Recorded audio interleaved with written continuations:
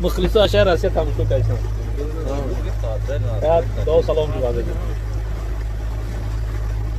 آیا که حضرت بودن داشت کردی؟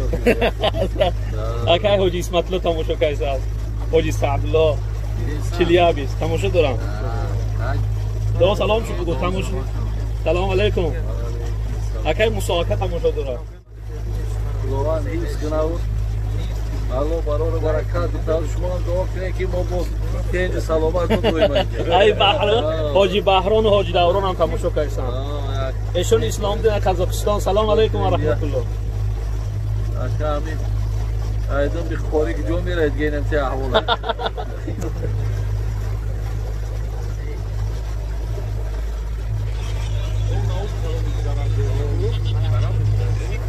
اکای میرزابای سلام علیکم و رحمت الله. شهر ایرکوت حضرت ها قطین دو سلام گفتن. حضرت اکای میرزابای دو قدرتش. میرزابای خداوند گذشتگان مادر رحمت و مغفرت کنه و آمین.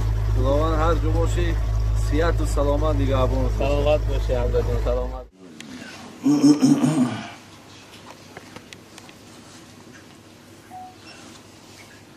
الحمد لله رب العالمين الذي بعث في الأميين رسولا منهم يتلو عليهم آياته ويزكيهم ويعلمهم الكتاب والحكمة وإن كانوا من قبل لفي ضلال مبين والصلاة والسلام على من بعثه رحمة للعالمين وعلى آله وأصحابه وأتباعه إلى يوم الدين. برادران خیلی عزیز و گرامی، خاندان حاجی بابا همراه فرزندانش، این بیگاه که ما شما را دعوت کردن و بسیار ضیافت خوبی را آماده کردن. الله مهربان هر یک وعده و هر یک ثوابی که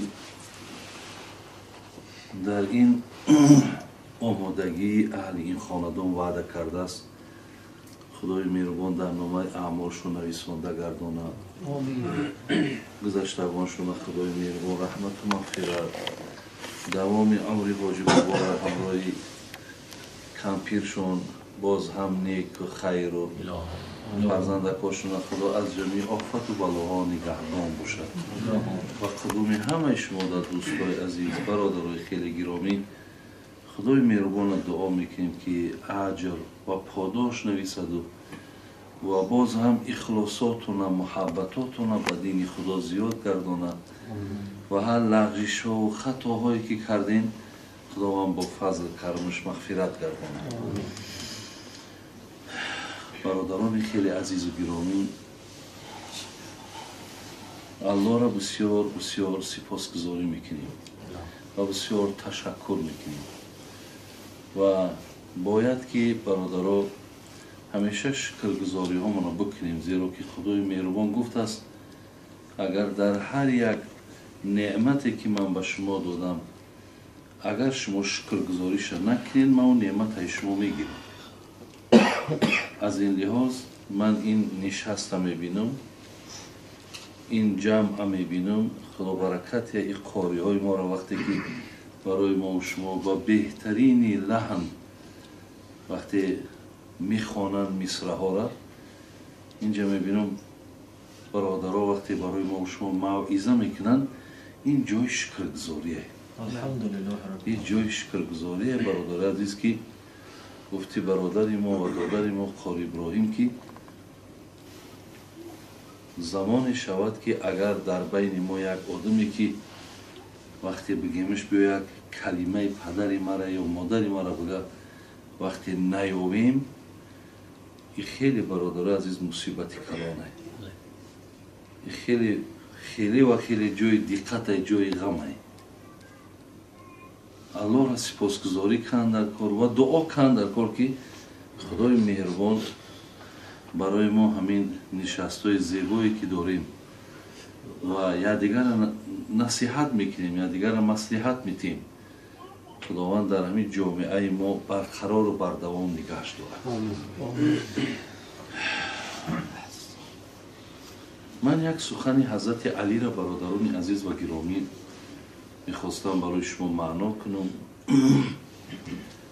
پیش از آنی که من سخن این حضرت علی را به گوش شما رسانم، همون آیت‌هایی که در سوره نوح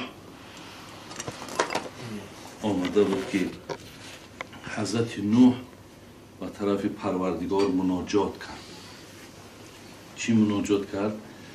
قال ربی اینی دعوت قومی لیلا و نهارا فلم یزدهم دعائی الا فرارا و اینی کلما دعوتهم لتغفر لهم جعلوا اصابعهم فی آذانهم واستغشوا ثيابهم.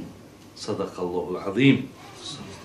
برادران عزیز و گرامی، حضرت نوح گفت که وقتی که برادران میدونن که چقدر دعوت پیامبرها و مشکلات زیاد ایجاد کردگی، اصلا همین راه دعوت خودش بسیار راهی وزنینه طی کردنش، بسیار کاری وزنینی هست. وقتی آدم در راه دعوت میبره، وقتی میخواهد که به مردم سخن خدا را رساند، مشکل طی کردنش. چیزی که حضرت مولوی میگوید طریق عشق جانان بی بلا نیست، زمان بی بلا بودن روا نیست. بلا کش تا لقای او ببینی که مردی بی بلا مردی لقا نیست. میانی 100 بلا خوش باش با دوست، خود آنجا کو بود هرگز بلا نیست. از آنجا هرچی آید راست آید، تو کج منگر که در کجبین وفا نیست. بله برادران عزیز و گرامی، این راه یک راهی هست که با جانان رسیدن، با او الله ذوالجلال رسیدن، حضرت میگه بسیار راهی وزنینه، خیلی خیلی راهی وزنینه. این پیامبر نازنین نبی حضرت نوح علیه السلام میگه پروردگارا اینی دعوت قومی لیلا و نهارا. الله مهربان آگاهی داری، میدانی ما شبم خواب نکردیم، میگه روز هم مقصد استراحت نکردیم، بلکه این مردم به سوی تو خواندیم، گفتیم ان یعبدوا الله و اتقوه و اطیعون. ما این مردم گفتیم که از این بت پرستی و سنگ پرستی و درخت پرستی یک جانی باشیم، الله را عبادت کنیم، از الله بترسیم و الله را اطاعت کنیم.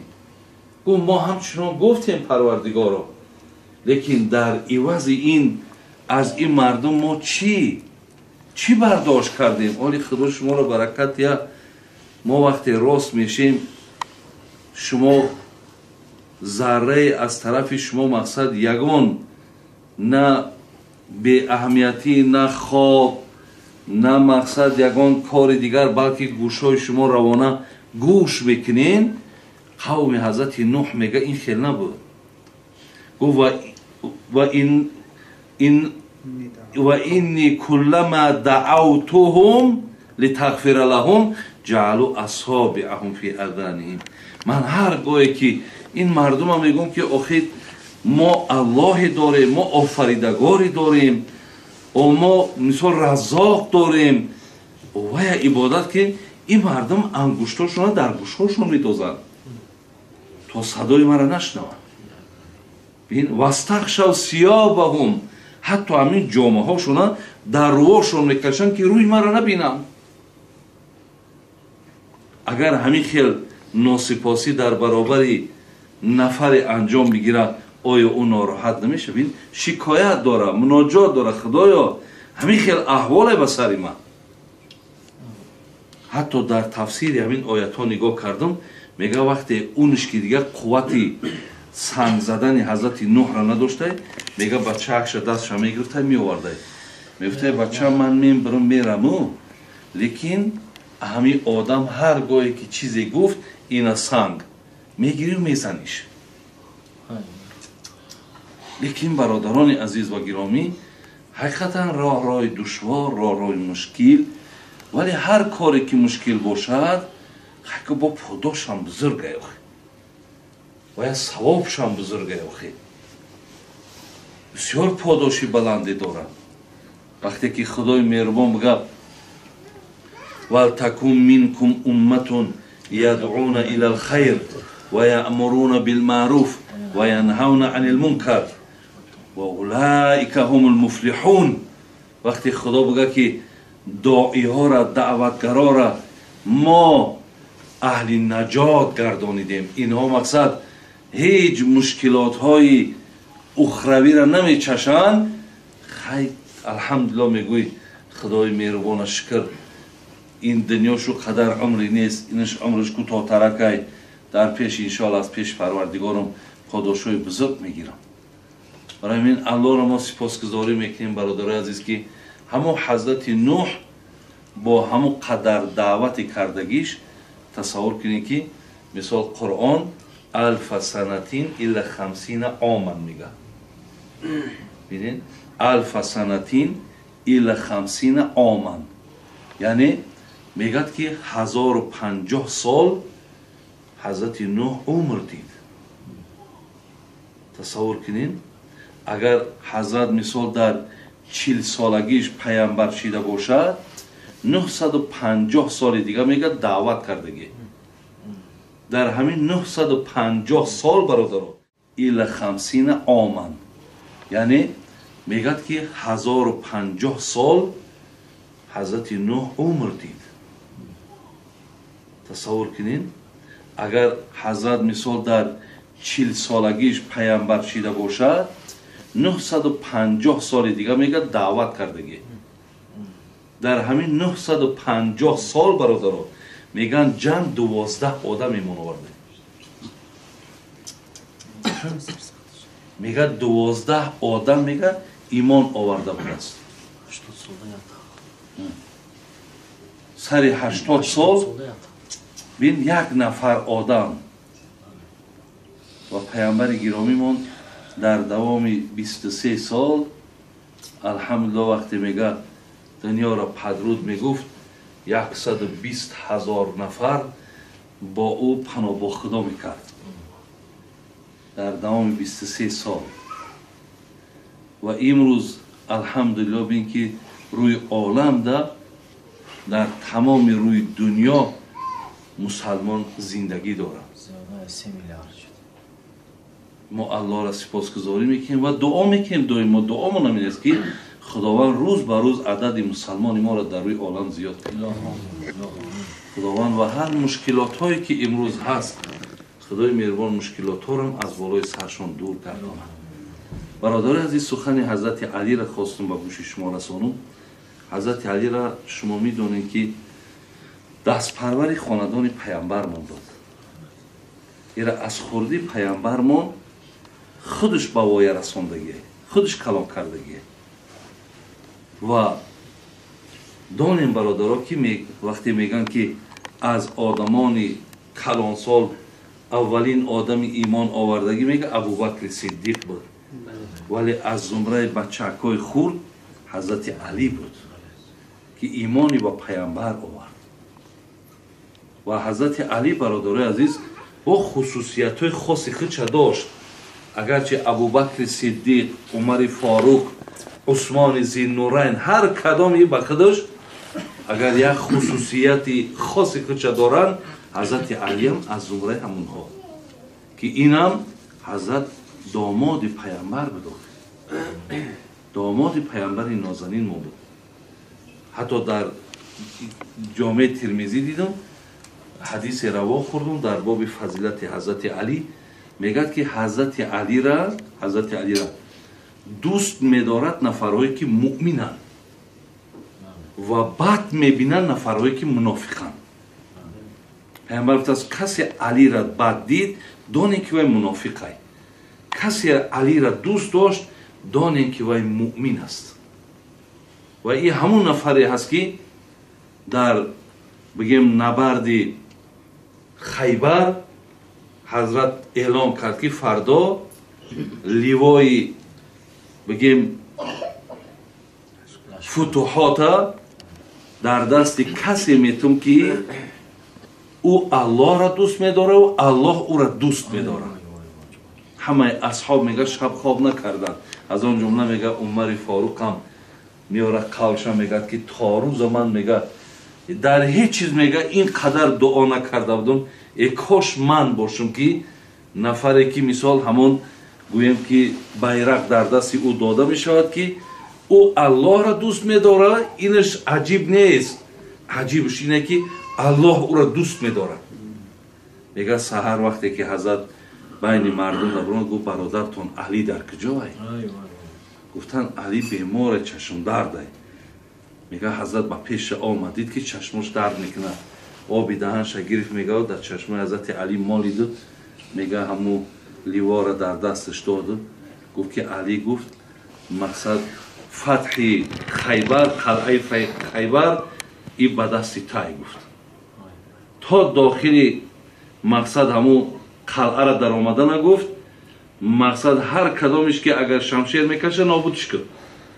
لیکن در دران که در آمدی اول دعوت کرد هر کسی مسلمان شید مقصد او رهایی میآورد و کسی مسلمان نشید جزاش میگیرد.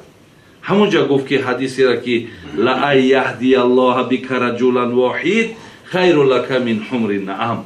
یک آدم ای دست اگر همونجا سبب هدایت همونها شد از یک شترم به سوی الله مهربان فایده این زیادتر. یک شتری که در راه خدا شتر سرخمو که در راه خدا تو ذبح میکنی از او در یک کس لا اله الا الله بگد این بهتر و بالاتره. این همو علی هست. حالی در سرگذشت حضرت علی هم او روز یک قصه کردیدم. میگه در حضرت علی هم بدبینهاش در زمان خودش خلافت خیلی بسیار بود. شما میدونید که در دوام اندکی که وی خلافت کرد وی بیچاره دیگه از جنگ های بین کشاکش خودشان دیگه بیرون این طرف جنگ جمل بود، این طرف جنگ بگیم سیفین بود. چقدر تلفات زیاد بین مردم مسلمان شدگی بود. بیچاره یگان روز ایتا آسودگی را ندیده. میگه در یک محفل هم تا کلان نشستگی بود. یک حدیثی را میگه بیان کرد.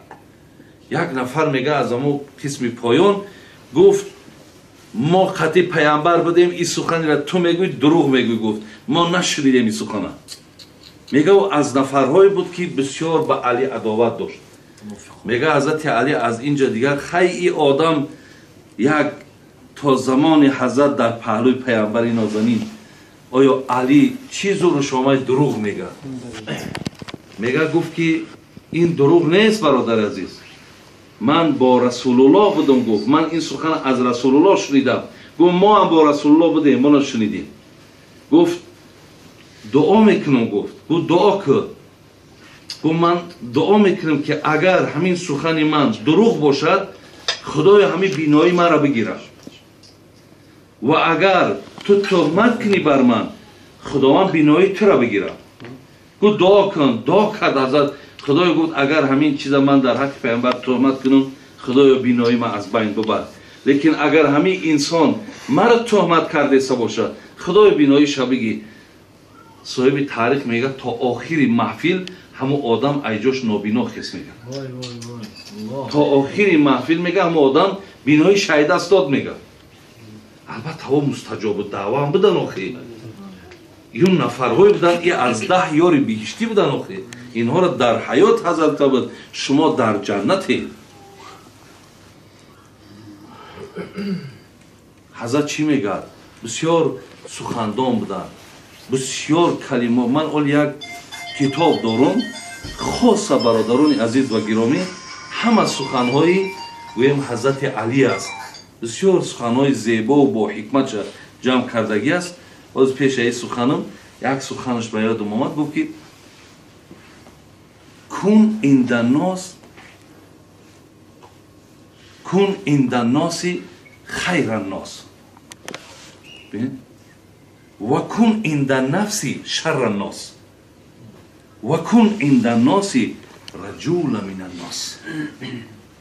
حضرت امین چیکار سه جمله بسیار زیبا گفته است که دوست می‌دارم که نفر از شما وقتی در بین مردمین از بهترین های مردم باشید. حرکت کنید که از بهترین های مردم باشید. یعنی شما دائم از مردم با اخلاق زیباتون فرق کنید و باشه نزد نفس خودتان بدترین مرد. در برابر نفساتون بدترین باشید. هیچگاه به نفستان رحم نکنید. هیچ وقت غم نفستان را نخورید و باشین در بین مردم نفر از مردم. یعنی چقدر عادی باشین، خاکسار باشین. یعنی چگونه که اینجا کاری هم برای ما شما گوشدار کرد، دغدغه و دبدبه و کتگی و این چیزها را گفت، از خودتان دور کنید. این سخنهای بسیار بلند حضرت علیه. حضرت میگه که من لم یکن عنده سنت الله و سنت الرسول و سنت اولیایی فلیس فی یده شیء. میگه که اگر در کدام انسانی سه سنت نباشه، سنت الله، سنت رسول الله و سنت اولیاها یا اولیاء الله ها، اگر این سه سنت در بنده های خدا نباشد، فلیس فی یده شیء، گو شما هیچ ندارید. اگر این سه سنت در شما باشد، شما همه چیز دارید. قیل ما سنت الله، گفتن حضرت مراد ای سنت الله و سنت رسول و سنت اولیاء. یعنی چی؟ سنت الله چیه که ما باید داشته باشیم؟ گفت کتمان و سر. سنت الله همین است که همیشه سیرها را پوشیده نگه داشتن در کار. هیچگاه هیچ سیری را باید که ما برادر عزیز یعنی با گوش کسی با نفری باید نرسونیم.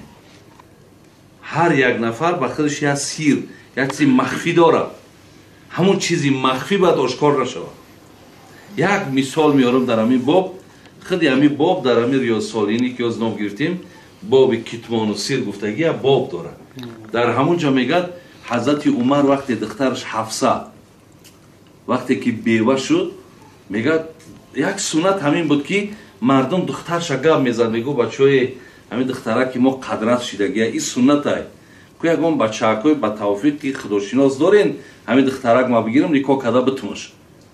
این پیشتر همین خیل گویم این از سنت های خود ما بود، لیکن آمده گمان های بد پیدا شد. باز این ما بگم من دختر دارم، میگه یگان عیب داره کلونش کیسه او گمان ها اون بد شدگی. دیگر مقصد میگوی از اعلان کردن نکردنش بهتر است. میگه وقتی حفصه میگه بیوه شد، حضرت عمر در حال میگه ابوبکر فریاد کرد، گفت حضرت همین دخترم بیوه شد نمیگیریش؟ اگر امکانات باشه و مقصد خوش بیاین نکاح کده بتون. میگه حضرت ابوبکر گفت خیلی کویا فکر کنیم.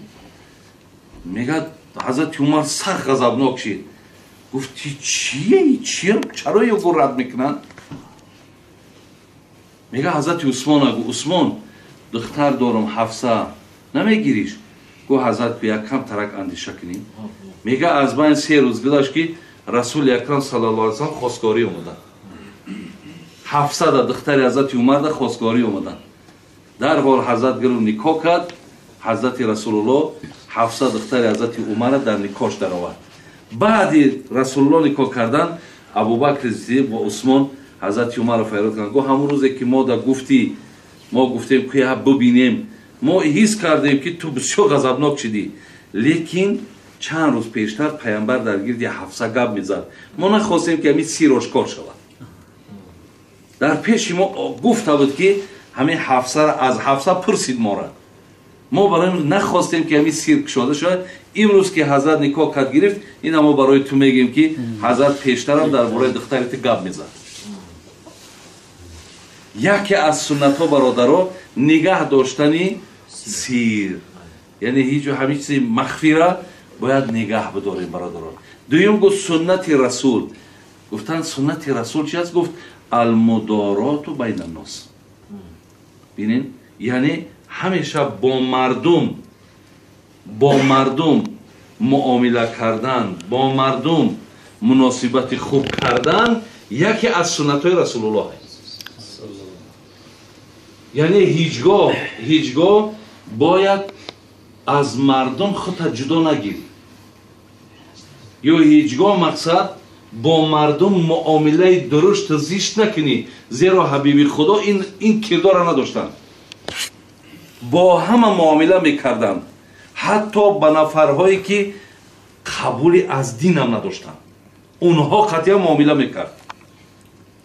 پس گفت سنت رسول امین است که شما با مردم مناسبت خوب کنین، معامله خوب کنین، مردم خدا را دوست بدارین. گفتن حضرت سنت اولیاش که چیه؟ گفت سنت اولیاها گفت العزا یمات عن الطریق. سنت اولیاء همین است که هر چیزی که با بنده های خدا زیان میارد، ضرر میارد، او را از راه مردم دور کردن، یا آزار به مردم خدا ندادن. این سنت اولیاء الله ها یعنی ولی ها، دوستای خدا را سنت چون برادر همین است که با کسی از بنده های خدا باید زیان نرسانیم. بله برادرها، باید ما مسلمان ها از خبر کتابی و از فرموده های بگیم شریعت منمیم که به آزارترین انسان در روی عالم باید مسلمان باشد، باید به آزار باشد، زیرا که دعوت الله و رسولش از ما همین است که ما هیچگاه باید آزار نرسانیم، با کسی آزار ندیم. میگه حضرت عبدالله بچه حضرت عمر نفری را میگه به نام طفیل ابن ابی ابن کعب، میگه دویم دستش میگرفت و میگه که بازار میریم. میومد میگه بازار، همین بازار دو طرف دکان، همین میدرامد میگه السلام علیکم السلام علیکم، میگه تو خیره میرفت. این حضرت طفیل میگه خیلی یک بار رفتیم، دو بار رفتیم، سه بار رفتیم. من میگه گفتم ای حضرت من میبینم تو در همین بازار هیچ چیزی را نمیخری، یگان خرید نداری، او چرا همین یک سلام علیکم در هم کوچه هم میکنیم سلام علیکم، او چی مقصد داری؟ بعد گفت که ای صاحب شکم، این طفیل کم تر شکمدار بوده، میگه گفتش که ای صاحب شکم نشنیده ای که پیامبر گفتن که والذی نفسی بیدی لا تدخل الجنة حتی تؤمن ولا تؤمنوا حتى تحابوا اولا ادلكم على شيء اذا فعلتموه تحاببتم افشوا السلام بینکم. ببین گفت نشنیدی پیامبر که حدیث مبارکش چی گفت؟ گفت قسم بر آن خدایی که هستیم در دست او هست، لا تدخل الجنة حتى تؤمن، جنت فقط آدم ایماندار میدروید، به ایمان جنت نمیرود. بعد چی گفت در دومش پیامبر ما؟ ولا تؤمنوا حتى تحابوا، ایمانهاتون ایمانهای با باوری را نیست تا زمانی یکدیگرتون را دوست ندارید. تا یکدیگر شب بنده‌های خدا دوست ندارن، ایمانهاتون ایمانهای او تا با باوری را نیست. ایمانهایی که بگیم اکو خیلی پختگی و نور داشتگی، این ایمان شما از او ایمان نیست. بعد در دومش چی گفت؟ گفت که پیامبرمون چی گفت؟ اولا ادلکم علی شیء اذا فعلتموه تحاببتم. گفت آیا به یک عمل دلالتتون کنم که اگر شما دنبال همون عمل دا باشین بینتون دا محبت پیدا می شود. گفتیم حضرت چیه؟ گفت افشوا السلام بینکم، السلام علیکم السلام علیکم، یعنی در حق یکدیگر گفت و همیشه سلام کنیم با یکدیگر. ببین گفت همین سلام کردن، سلام گفتن، همین در بینتون محبت زیاد میکنن. برادر عزیز، وقتی پیامبر نازه این حرکت کرده در بین ما محبت باشد، ما خودمون دعوا کنیم که ما مسلمان، ما دوستدار پیامبر، اگر از عقیبی گپی حضرت نباشیم. آیا می محبت ما را کسی باور کرده میتونه؟ آیا معنی داره می محبت ما نداره؟ هزار گنج عبادت، شاعر میگه هزار گنج عبادت، هزار خان کرم. ولی ببین هزار یک، هزارها عبادت، هزارها دسترخانه پر ناز نعمت، هزار گنج عبادت، هزار خان کرم، هزار طاعت شبها، هزار بیداری، هزار روزه ماه، هزار خلوت سال، قبول حق نشود گر دل بیازاری. قبول حق نشود گر دل بیازاری. هزار عبادت همان، یکی وقتی کسب ما دلازاری هست برادر عزیز میگه قبول حق نشود. بله درست میگه، درست میگه. از همه چیز وزنین برادر عزیز این دلازاری ای، این دلازاری ای. خدای مهربان توفیق من دهد که ماها این سنت هایی را که حضرت علی چی سنت الله چی رسول و چی دوستای او را برای ما گوشزد کردن، خداوند ما را پیروی این سنت ها گردانه و ما را از زمره همون مؤمن های گرداند که در حیات ما به کسی نه به زبانمون نه به دستمون و نه به اندیشه هامون به کسی از بنده های خدا زیان و ضرر نرسانیم. خداوند ملکامون تینج کند. خداوند این دردی بگیم خیلی دردی که تمام دنیا را در یک تشویش، در یک حالت تنگی و در یک حالت بیکاری و بیپولی و به همه حالت آورده رسونده است که این هم قدرت الهی برادر عزیز که به اندک بیماریش میتونست است که تمام کاری روی دنیا را بند کند. این الله را قدرتاش بده است. خدای مهربان دعا کنیم که خداوند از این مشکلات رو روی عالم خلاص گردانه و دنیا را همش تینج کنه و خوب کنه و نیک کنه و الله مهربان بازم مهر ما را، محبت های ما را، اخلاص های ما را به دین خدا زیاد گردانه. اللهم اعنا علی ذکرک و شکرک و حسن عبادتک. سلامت باشید شما.